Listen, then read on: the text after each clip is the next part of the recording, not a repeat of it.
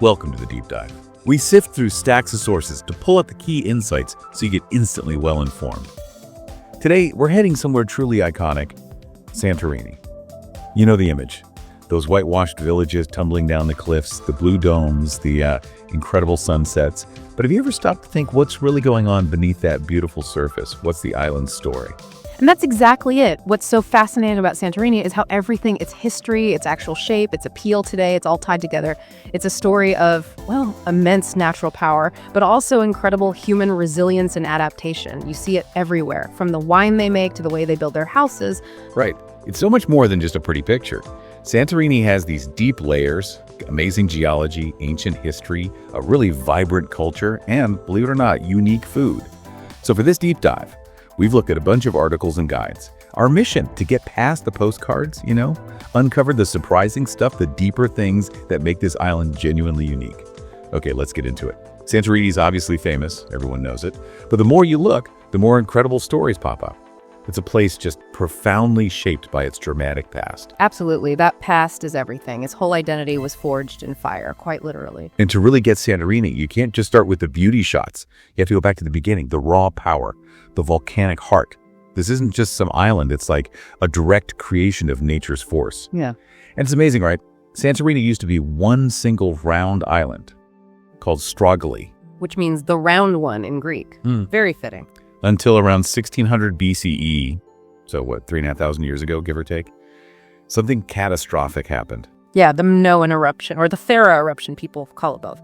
It was genuinely one of the biggest volcanic events in recorded human history.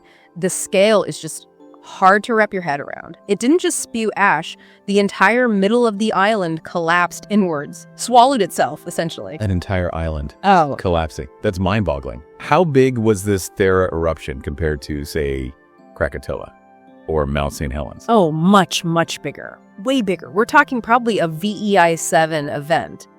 That puts it up there with only a few others we know of, like Tambora in 1815, the one that caused the year without a summer. Wow. The immediate impact. Massive tsunamis across the Aegean, maybe even the wider Mediterranean. Huge amounts of ash-changing climates, globally perhaps. And for the people living there, especially the Minoans on Crete, it was likely devastating. It probably disrupted their economy, their society, and, well, ultimately played a role in their decline. Though exactly how much is still debated by historians. And that collapse is what gave us the caldera, right? That crescent shape we see now. Exactly. And it's not just a little bay. It's huge, about 12 kilometers long, 7 wide, and deep parts go down 400 meters, all filled with seawater now. But it's not like this is ancient history that's completely finished, is it? The volcano itself. No, not at all. It's still active, very carefully monitored, thankfully. But the last eruption was relatively recent, geologically speaking, 1950. 1950, wow. Yeah. And you can still see signs of life. There's geothermal activity on Niakameni, that little island inside the caldera, hot springs, weird rock formations. It's a living reminder that this place is geologically active, not just a museum piece. So that fiery birth still shapes the island today. Like the beaches, they aren't your typical golden sand beaches. Not at all. You get black sand, red sand, even white sand beaches, all directly because of the volcanic rocks. It's nature's artistry, really. You can see it clearly, like at the red beach near Akrotiri or the black beach down at Kamari. It's pretty dramatic. And connecting this back, you see, this dramatic start isn't just geology trivia. It dictates everything. It influences the crops they can grow, we'll get to that, and shapes their whole cultural identity. It's raw power right there.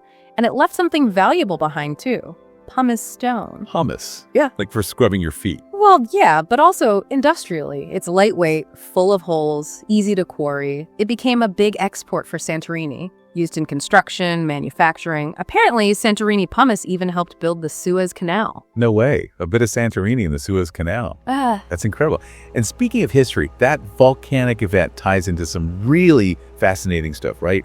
Ancient civilizations, myths. Oh, absolutely. The island's past goes way beyond the volcano. It's full of human stories, settlements, even legends. So yeah, it's not just a geological wonder. It's layered with human history. Yeah. And myths. You mentioned Atlantis. That's got to be the big one. It is. There's this persistent theory that Santorini ancient Thera might have inspired Plato's story of Atlantis. Okay, but beyond the legend, what's the actual evidence? What did they find at Akrotiri, for example, that makes people think, maybe this was it? Well, that's the thing. how much history gets shaped by these huge disasters and the stories that survive.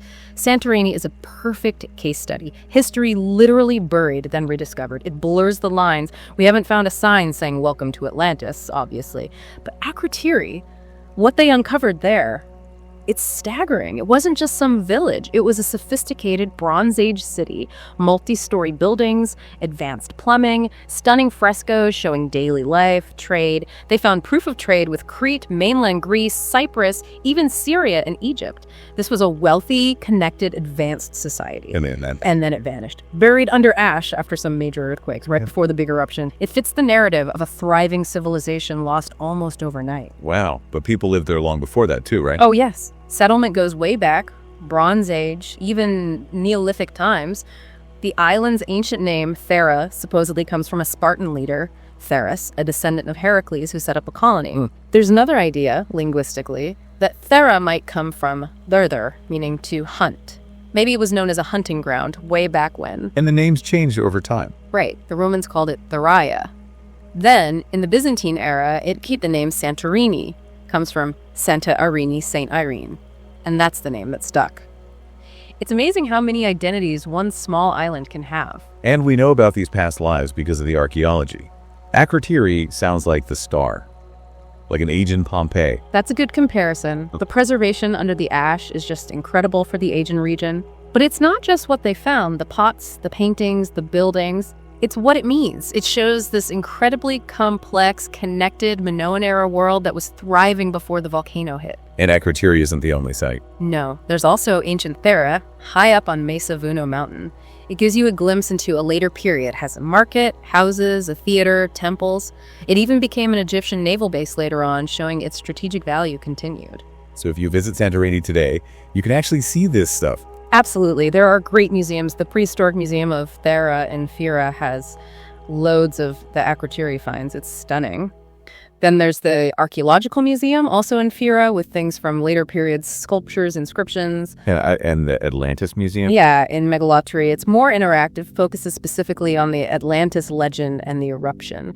It kind of brings the myth and the science together for you, lets you connect with the actual evidence behind these epic stories. It really connects the dots. Definitely helps you piece together the timeline. You know, it's funny how this geology and ancient history, which sounds kind of academic, actually connects directly to something very tangible.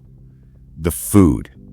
The taste of Santorini. It absolutely does. It's a perfect example of how people adapt to their environment. That volcanic soil, the lack of water. Yeah. Those weren't just challenges. They became the defining features that led to unique farming and unique food. It's been that way for thousands of years. Right. The climate is intense, lots of sun, hardly any rain, strong winds, but that volcanic soil is packed with minerals.